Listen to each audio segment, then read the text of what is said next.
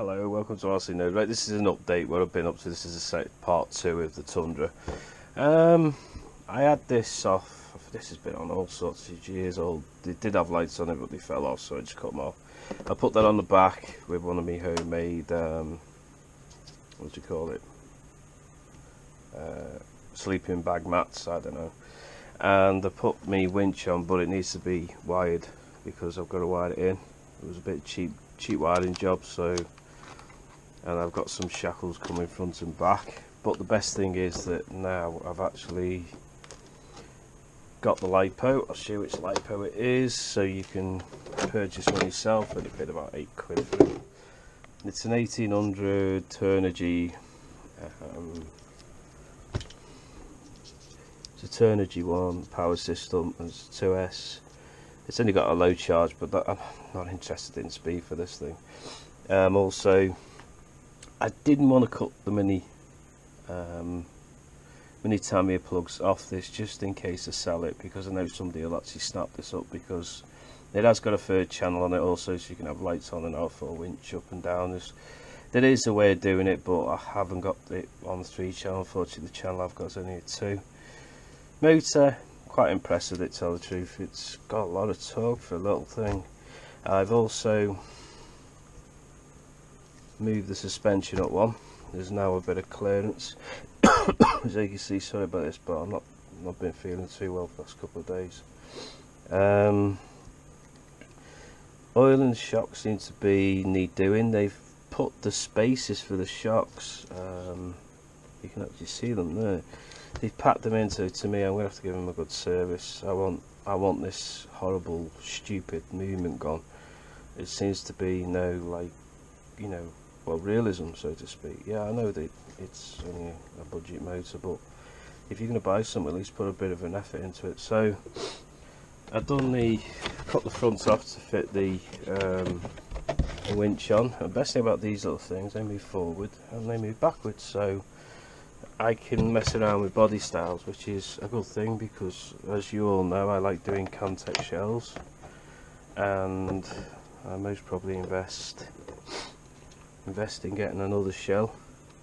But for now, I'm gonna tart this one up, cut some of this horrible, the stickers are ridiculous.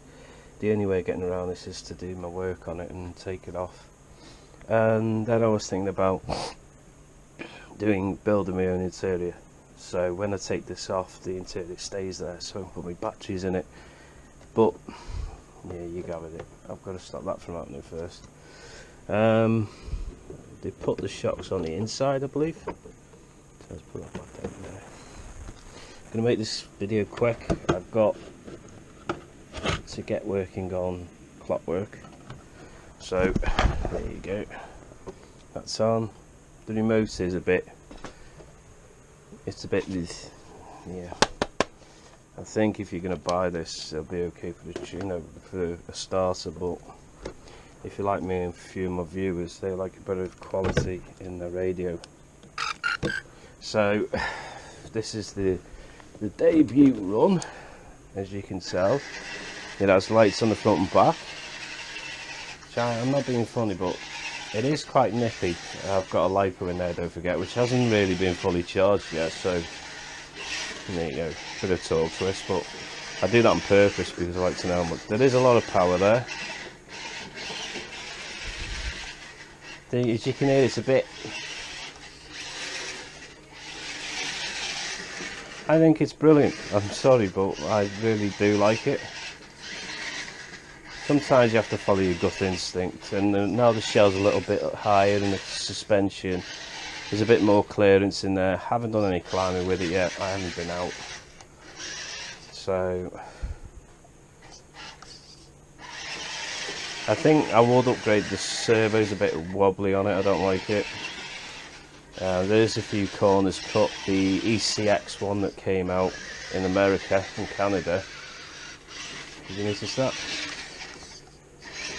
It'll stick.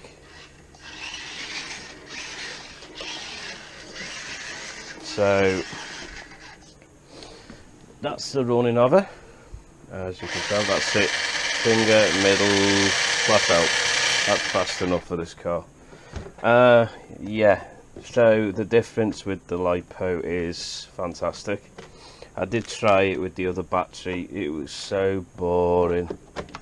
You know, I think it's about time manufacturers rather sell it with the LiPo for a price, or sell it without the LiPo and reduce the price of the cost of the unit, because then this chassis would sell even better.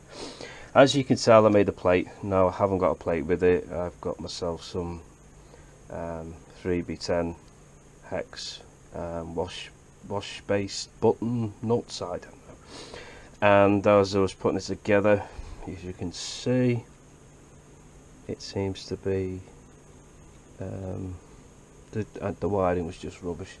So I'm thinking about putting even an automatic system on it. So if I drive that with that, it's just going to pull all the power out. So I'm going to have to run it to an auxiliary switch. So, but for now it stays cosmetic. I've got some shocks coming, as you can see there, the LED front and back. It's got a lifting hook there, so you can lift it up. So, and that is quite sturdy, believe it or not. The controller is weird. This is your binding plug at the top there. That's your third channel, see? That's the third channel there. But I can't use it because I need to get the third channel handset. So I don't know, I'm a bit peed off that why they didn't give it with. So I've actually checked for this with, there's like a little thing that should be there, like a little plastic one. That doesn't even work, it's just for show, which is a bit stupid, but there you go. But no, I'm gonna have to either put it over to Spectrum or whoever I can use it with. But I made sure that I kept the Deans on this time, instead of some people like saying I butcher my plugs. I don't really butcher them. At the end of the day, it's my frigging car, so if I want to cut it to bits, I will cut it to bits. So that's the FTX Outback Tundra. Personal opinion of build quality, not bad actually. Yeah, I do really like it. After a bit of research, I found that it's based on an ECX crawler.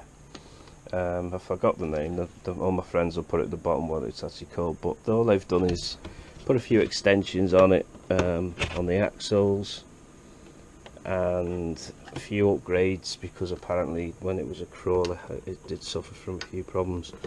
So really this is a 1/12 on a 1/10 scale, which is weird.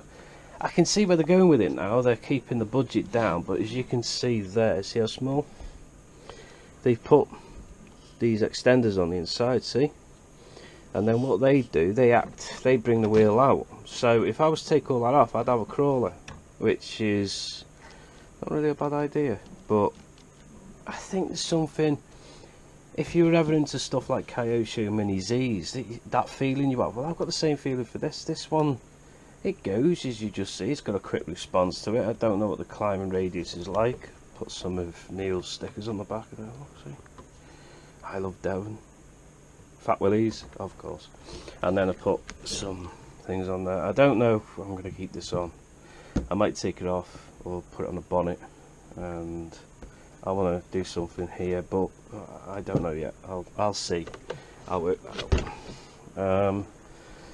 So there's the FTX Outback Tundra. It's available in 3 different shells. One's like a Land Rover, the other one's like a Chevrolet pickup, I think it is. And I already had this from a job lot. It was classed as faulty. No why, it's just epoxy wire. So that's £8 well spent. Decals still need working out. I'm going to have to, because the idea to get, which makes sense when it's done, I should be able to have a driver's point of view on this one. But as I said, I've got to cure all that first, which is just maybe probably an upgrade on the suspension or something, or move the shocks out a little bit, which I'm thinking about doing. So I have had a little think about it, and it can be done. It just needs a little bit of stuff. So there you go, that's me done. That's 10 minutes, I'm off. I'm trying to keep my videos down now, so not long till you see the run of this. So passing RC, comment below, please subscribe, do what you're going to do if you don't like it. Ta anyway.